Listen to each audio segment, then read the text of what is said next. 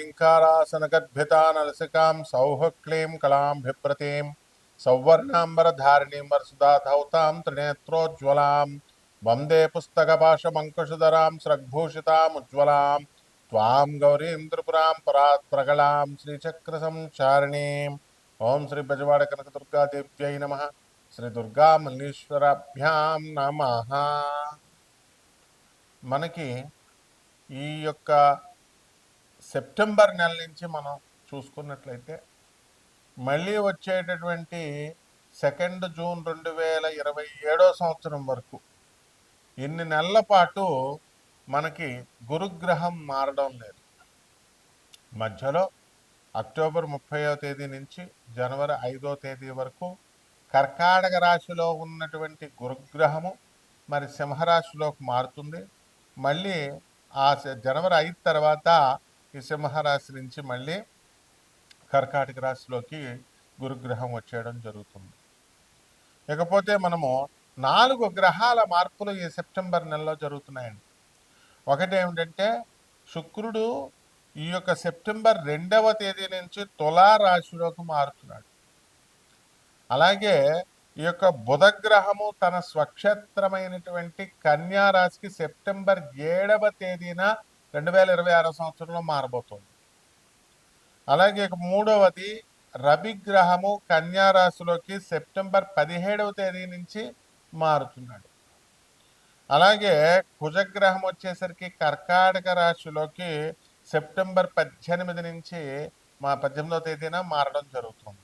అలాగే మళ్ళీ బుధుడు తులారాశిలోకి సెప్టెంబర్ 26వ తేదీ 2026 సంవత్సరంలో మారడం జరుగుతుంది. ఇది సెప్టెంబర్ నెలలో జరిగేటటువంటి ప్రధానమైనటువంటి మార్పు. మళ్ళీ మనకి డిసెంబర్ 5వ తేదీన రాహువు కుంభరాశి నుంచి మనకి ఏ రాశిలోకి వస్తాడండి? మనకి మకర రాశిలోకి వస్తాడు. సింహరాశిలో ఉన్నటువంటి కేతుగ్రహము మనకి ఎక్కడికి వెళ్ళిపోతుందండి అని అంటే మనకి కర్కాటక రాశిలోకి వెళ్ళిపోతాడు.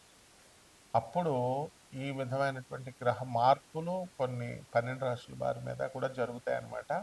అయితే మార్చి నెలలో శని మార్పులు ఇవన్నీ మనం పరిగణలోకి తీసుకున్నప్పుడు ఈ యొక్క ద్వాదశ రాశుల వారికి కూడా చాలా మార్పులు జరుగుతాయి. కొన్ని రాశుల వారికి మనకి కొన్ని శుభాలు జరుగుతాయి, కొన్ని రాశుల వారికి మనకి మిశ్రమ ఫలితాలు జరుగుతాయి, కొన్ని రాశుల వారికి టోటల్లీ అటర్ ఫ్లాప్ని చేయడానికి అవకాశాలు అధికంగా కనబడుతున్నాయి. కాబట్టి ఈ రాశి వారికి మనకి ముఖ్యంగా శుక్రగ్రహాన్ని కనుక మనం తీసుకున్నట్లయితే మనము అబ్జర్వ్ చేయండి, సినిమా రంగంలో ఉన్నటువంటి వాళ్ళందరికీ కూడా జూలై నెలలో యాక్సిడెంట్స్ అయినాయి. మళ్ళీ ఏప్రిల్ నెల నుంచి 2026 సంవత్సరంలో యాక్సిడెంట్స్ మొదలైనవి. మనకి ఏప్రిల్ 2026 సంవత్సరం నుంచి అక్కడ అత్యధికంగా మనకి యాక్సిడెంట్లు జరిగింది. చిరంజీవి గారికి సర్జరీ, బాలకృష్ణ గారికి సర్జరీ, తర్వాత రామ్ చరణ్కి యాక్సిడెంట్, తర్వాత ఈ యొక్క జూనియర్ ఎన్టీఆర్ గారికి యాక్సిడెంట్ సర్జరీలు, తర్వాత మనకి రష్మిక మదన్నకి షూటింగ్లో దెబ్బలు తగలడాలు, అండ్ వరుణ్ తేజ్కి దెబ్బలు, ఇవన్నీ కూడా మనం చూసుకున్నట్లయితే జూలై నెలలో కూడా జరిగినాయి.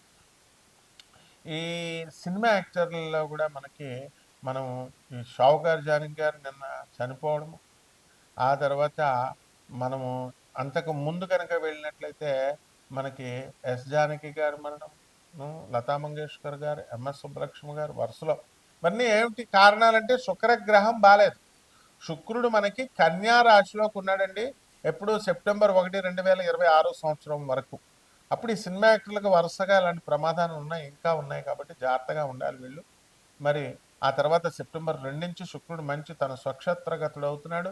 12 రాశుల వారికి ఏ విధమైనటువంటి ఫలితాలు ఇస్తాయో మనం చూద్దాం. ముందే నేను సినిమా యాక్టర్ల గురించి ఇలా ఉంటుంది అని చాలా జాగ్రత్తగా చెప్పాను. కాబట్టి ఈ రాశి వారికి అందరికి కూడా ఒక్కొక్క రాశి వారికి విడివిడిగా ఎలా ఉంటుందో చూద్దాం. ధనుస్సు రాశి, ఈ రాశి వారికి అందరికీ కూడా అనేకమైనటువంటి అనుమానాలు అనేటటువంటి వస్తాయి ఉంటాయి.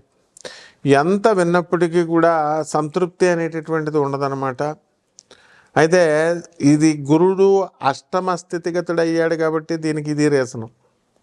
కాబట్టి మనకి గురుబలం అధికంగా ఉండాలి. గురుస్థానంలో మనం కూర్చుని చక్కగా గురుస్థానంలో ఉన్నటువంటి గురువు గారిని మనం పూజించుకుంటూ ఉండాలి. అలాగే ఈ ధనుసు రాశి వారికి మనకి భాగ్యములో మనకు ఉన్నటువంటి ఈ యొక్క కేతుగ్రహ ప్రభావము అధికంగా కనబడుతుంది.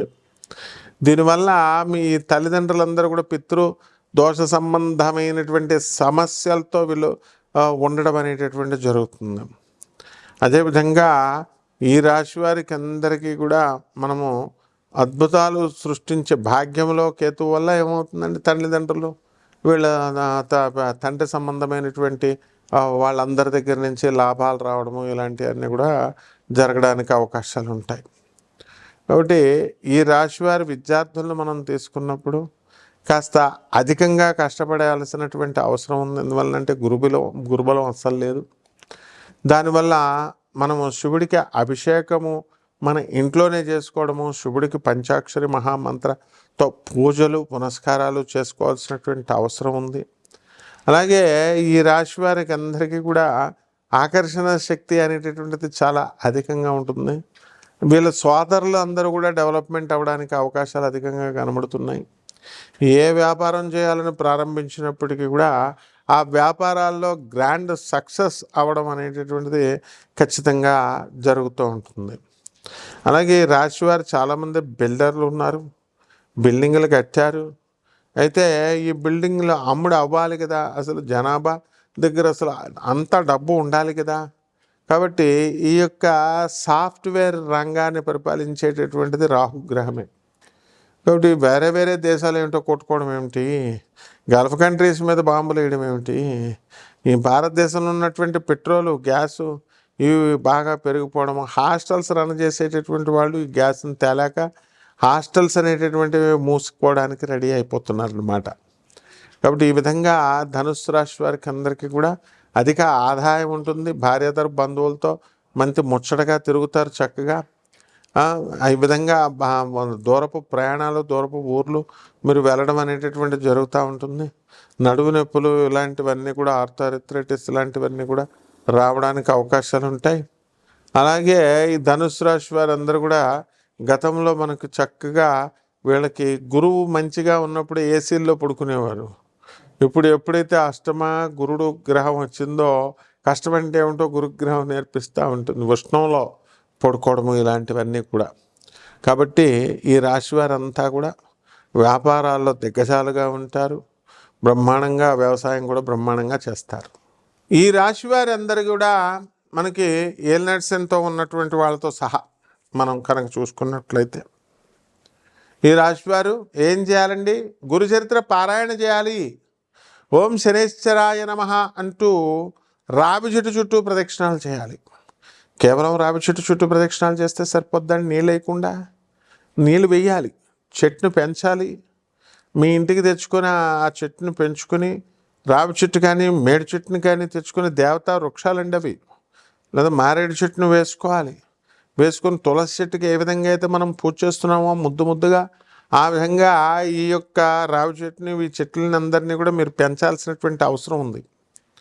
అలాగే ఇది శ్రావణ మాసము, దీని తర్వాత భాద్రపద మాసం వస్తుంది.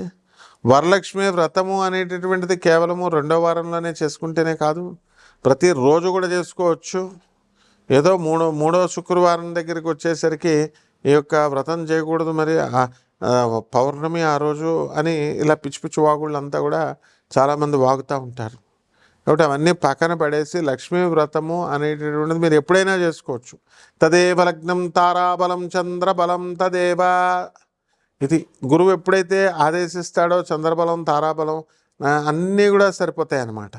కాబట్టి రాశి వారందరూ కూడా ఈ మనము పారాయణతో పాటు గాణగాపురం వెళ్ళి దత్తాత్రేయ స్వామి వారి దర్శనం 6 నెలల లోపల ఏదో ఒకసారి చేసుకోండి. అలా కాని పక్షంలో చక్కగా మన బెజవాడ కనకదుర్గమ్మ తల్లి గుడి దగ్గరికి వెళ్ళి అక్కడ అమ్మవారి యొక్క దర్శనం చేసుకుంటే చాలు.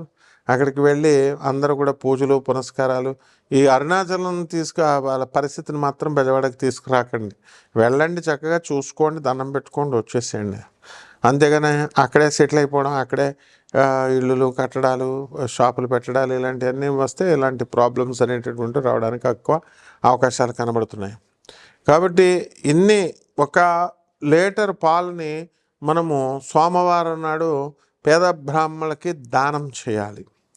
అలాగే పాయసాన్ని, తర్వాత దద్దోజనము, చక్కెర పొంగలి ఇలాంటివన్నీ కూడా మనకి ఈ శ్రావణ మాసం వెళ్ళేంత వరకు కూడా, భాద్రపద మాసం వచ్చేంత వరకు కూడా మనం వీలున్నంత ఎక్కువ సార్లు మీరు ఇవన్నీ కూడా చేసి చక్కగా పేద పిల్లలకి, అనాథలకి, వికలాంగులకి, సాధువులకి అందరికీ కూడా పెట్టడం ద్వారా బ్రహ్మాండమైనటువంటి అనుగ్రహం మీకు లభించడం అనేటటువంటిది జరుగుతుంది.